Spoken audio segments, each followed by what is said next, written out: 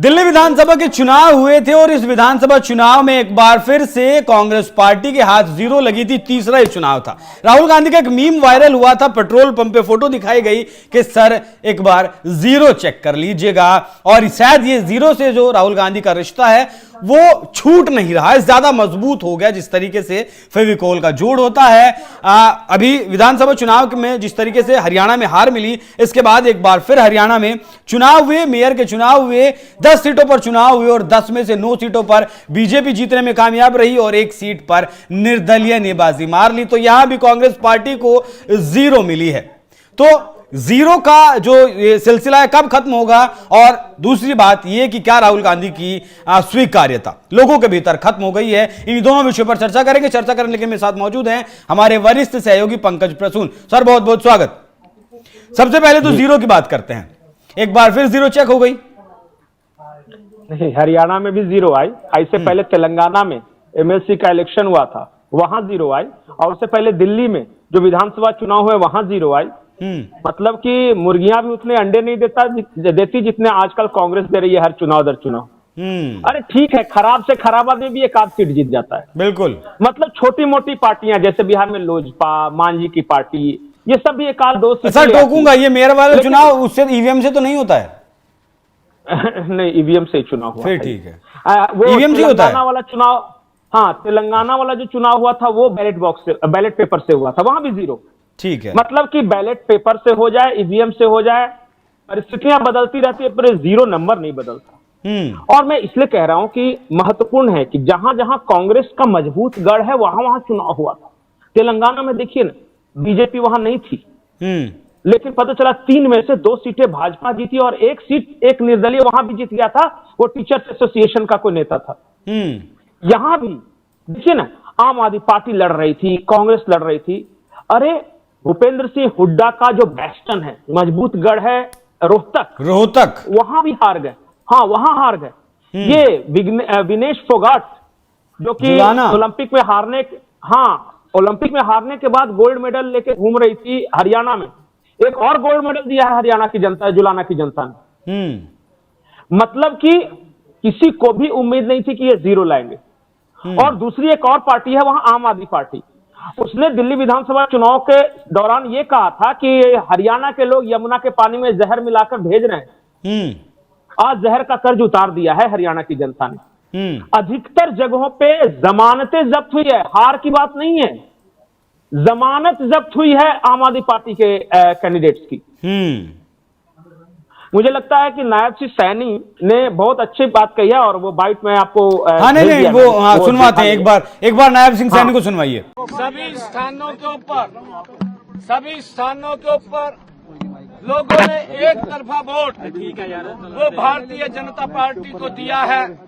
फरीदाबाद के लोगों का मैं दिल से धन्यवाद करता हूं कि वहां के लोगों ने पूरे देश का जो नगर निगम के चुनाव थे, मेयर के चुनाव थे, उसका रिकॉर्ड तोड़ा है।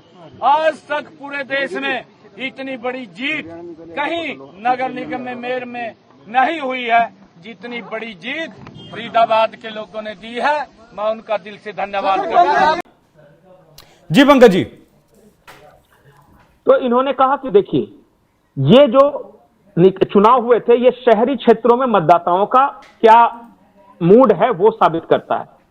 मतलब कि आज 1 साल हुआ था नायब सिंह सैनी को मुख्यमंत्री बने हुए। आज से ठीक 1 साल पहले इन्हें मुख्यमंत्री आज ही के दिन बनाया गया था। और आज ही के दिन ये चुनाव के परिणाम आए हैं। और चुनाव के परिणाम ये हैं, बीजेपी 9, कांग्रेस 0, आम आदमी पार्टी 0 और अदर्स 1। वो मनेसर में अदर्स जीते हैं। ठीक है। अच्छा, यहां एक चीज और जरूरी हो जाती है।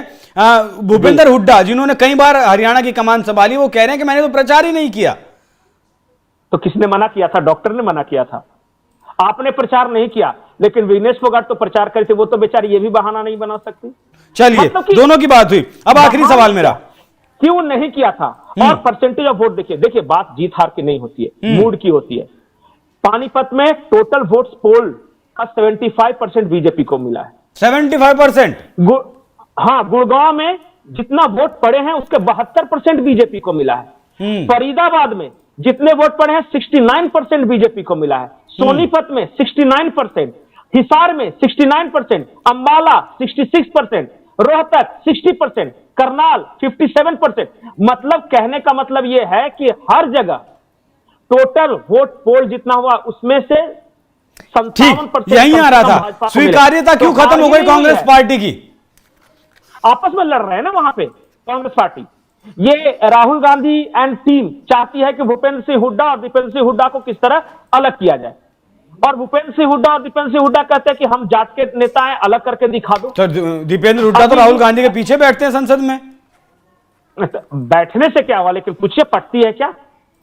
क्या ये सही नहीं है? तालियां बजाते हैं उनके बयानों पर। सर वो कैसी बात कर रहे हैं आप? अब देखिए, सार्वजनिक रूप से कांग्रेस के नेता है तो क्या कहें कि बहुत खराब नेता है, 91 या 92 चुनाव हार चुका है, ऐसा बोलेगा नहीं ना। मेरा नेता शतक भी अगर हारने का पुराएगा और अगर अंडे पे अंडा पे अंडा पे अंडा पे अंडा लाता रहेगा, फिर भी तो मुझे तारीफ करनी होगी। ये राजनीतिक मजबूरी होती है। लेकिन इतनी दुर्गति हरियाणा के अंदर कांग्रेस की, इतनी दुर्गति तेलंगाना के अंदर कांग्रेस की, और मैं आपको शर्तियां बता सकता हूं कि अगर आज हिमाचल में भी चुनाव हो जाए तो फिर वहां यही हाल होगा, वहां भी लड़ रहे हैं। मतलब हरियाणा में भी 2 धड़ों में बटे नेता, 3 धड़ों में।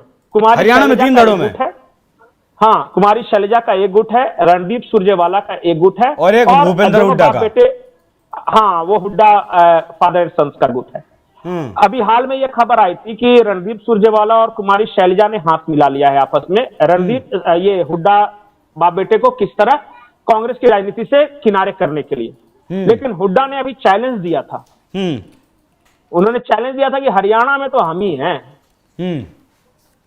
तो ये पहले आपस में एक इलेक्शन करवा लेना चाहिए इनको, कि जनता के बीच नहीं, वो कांग्रेस कार्यकर्ताओं के चैलेंज अरविंद केजरीवाल ने भी दिया था कि दूसरा जन्म लेना पड़ेगा।